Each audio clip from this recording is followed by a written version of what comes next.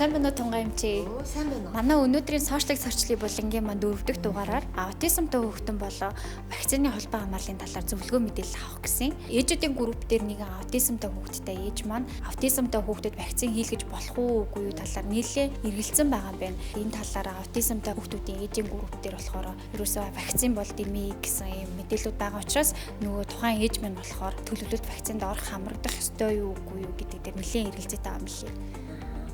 Тэгэхээр ээжийн нар маань ер нь бол нэг зүйлийг аюулсаа ойлгох хэрэгтэй тий. За мэдээж нэгдүгээрт нь яагаад ингэж энийг эсэргүүцэж байгаа гэдэг нэг ийм үндсэн бас нэг шалтгаан байгаа тий.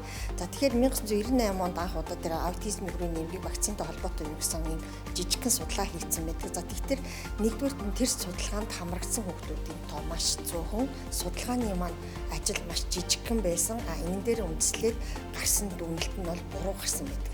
За тэгэхээр энэ судалгааны ажлын дүгнэлтийг ерөөсөө шинжлэх ухааны үндэслэлтэйгээр бол яцаасан байгаа. За тэгээ сүүлийн үед бол яг аутизм вакцин хоёрын хоорондын хамаарал байгаа юу гэсэн маш олон төрлийн судалгаанууд хийгдсэн үндсэн дээр вакцин маань аутизмын хүрээний эмгэг нөлөөлдөг гэсэн шалтгааныг бол одоогор бол тогтоогоогүй. За тэгэхээр хамгийн түрүүнд аутизм гэдэг маань генетик болон удамшлын шалтгаантай тархи мэдрэлийн хөгжил үс явцтай эмгэг үүссэн байж байгаа. Ийм асуудал гэсэн. Аутизм гэдэг бол өвчин биш, энэ бол эмгэг. Үндсэндээ бол болдох шалтгаан бол генетик буюу удамшил байгаа.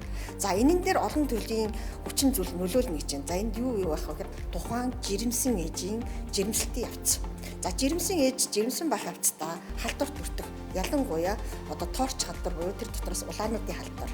За дээрэс нь жирэмсэн ээжийн өөрх нь архаг өвчин болон жирэмсэн үеийн эмгэгүүд энэ дотор тархалт чихрийн шижин байж нөлөөлнө гэсэн байна. За тэгээд 3-дугаарт нь болохоор төрөлтийн үйл явц. За тэр ээж төрлөө гэхэд хугацаанаас өмнө дутуу төрсөн байх. Төрүүлж байгаа хүүхэд маань жим бата дутуу байх. Тэгээд төрөх үйл явцад хүүхэд маань ямар нэг хэмжээгээр бүтэлцтэй төрөөд хүчил төрөгчийн дутагдалд орсон байх гэсэн. Төрөлтийн үеийн том 3 шалтгаан байж байна. За тэгээд дөрөв дэх үндсэн нэг том шалтгаан бол эцэг эхийн нас. За ялангуяа аавын нас энэ дээр бол онцгой яригдана.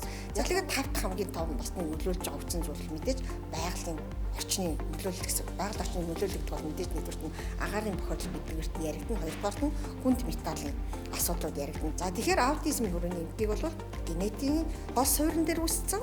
Тэгээд олон хүчин зүйл олон талаас нь нөлөөлсөн тархи мэдрэлийн хөгжлийн эмгэг гэж ойлгох хэрэгтэй. Тэгэхээр вакцин бол энэ дээр бол нөлөөлдгөө гэдгийг одоо олон талаас нь шинжлэх ухаанаас баталсан байгаа учраас энэ дээр бол эмнэлгийн мэргэжилтийн бид нар бол баттай бол энэ дээр зогсож байна. За, хэрэгтэй зөвлөгөө мэдээллийг өгсөн эмчтэй маш их баярлалаа.